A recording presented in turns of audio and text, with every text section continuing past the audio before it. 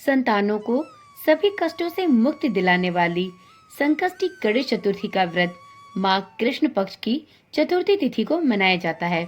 इसे सकट चौथ, संकष्टी चतुर्थी, तिलकुटा चौथ, तिल चौथ, बड़ी चौथ या माघी चौथ के नाम से भी जाना जाता है।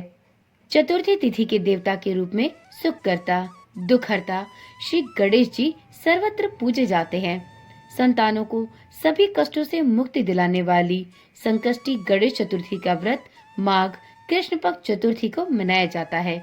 ओम नमः शिवाय। जय श्री कृष्णा। आप सभी को सनातन धर्मसार चैनल की तरफ से सकट चौथ की अत्यंत हार्दिक शुभकामनाएं। मित्रों, सकट चौथ पर तिल का दान और सेवन करने का विशेष महत्व है। धार्मिक ग्रंथों और शास्त्रों के अनुसार भी इस व्रत में तिल के दान का बहुत महत्व बताया गया है। कहते हैं इस व्रत को करने और इस व्रत में दान करने से सभी कष्टों का निवारण होता है। व्यक्ति के जीवन में सुख समृद्धि की बढ़ोतरी होती है और भगवान श्री गणेश का आशीर्वाद सभी भक्तों को प्राप्त होता है।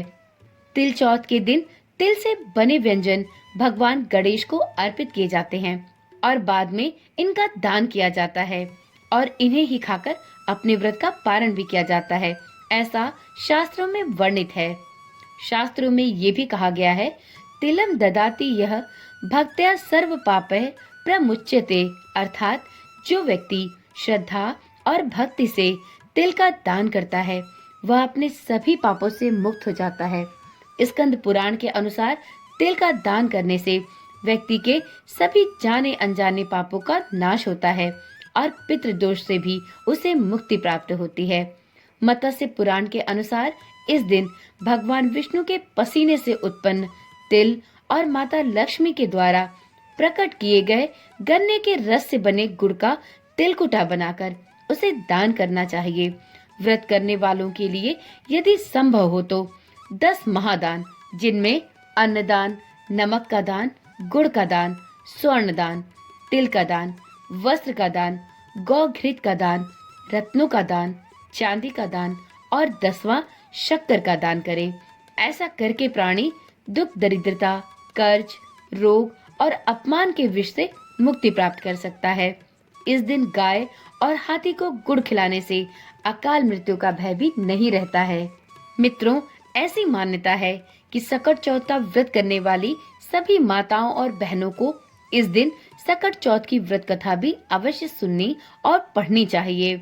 तो आज की वीडियो में हम श्री गणेश भगवान का हृदय से मनन करते हुए, उनके चरणों में प्रणाम करते हुए इस पावन एवं पुण्यकारी कथा का श्रवण करते हैं। तो चलिए सुनते हैं सकट चौथ की व्रत कथा।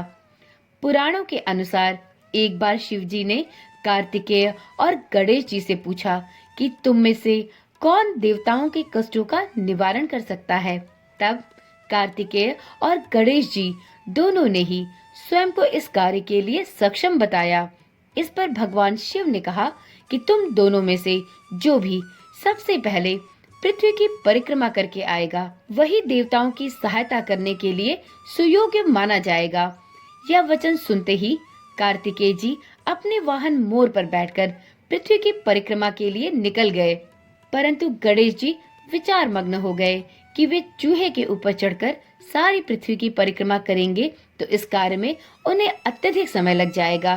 तभी उन्हें एक उपाय सूझा। वे अपने स्थान से उठे और अपने माता पिता की 7 परिक्रमाएं करके वापस बैठ गए। परिक्रमा करके लौटने पर कार्तिकेय जी ने स्वयं को विजयी घोषित किया। शिव जी ने गणेश जी से पृथ्वी की परिक्रमा न करने का कारण पूछा। तब गणेश जी ने कहा, माता पिता के चरणों में ही समस्त लोक है। यह सुनकर भगवान शिव ने गणेश जी को विजेता घोषित किया और ये भी बताया कि गणेश जी देवताओं का संकट दूर करने का साहस रखते हैं। उनके अंदर वह बुद्धि है जिससे वह देवताओं पर आने वाले किसी भी विपदा का सामना बहुत ही सरलता के साथ कर सकते हैं। उन्होंने गणेश जी को आशीर्वाद दिया कि चतुर्थी के दिन जो भी कोई तुम्हारा श्रद्धा पूर्वक पूजन करेगा और रात्रि में चंद्रमा को अर्घ देगा, उसके तीनों ताप यानी दैहिक, दैविक और भौतिक ताप सदैव के लिए दूर रहेंगे। तो एक बार प्रेम से बोलिए श्री गणपति भगवान की जय। मित्रों, इस कथा को सभी माताओं और बहनों को सकट चौथ के व्रत के दिन अवश्य सुनना चाहिए। यदि आपने भी इस कथा को पूरा सुना है तो जाते जाते कमेंट में गणेश भगवान की जय लिखना ना भूलें। ओम नमः शिवाय। जय श्री कृष्णा। राधे राधे।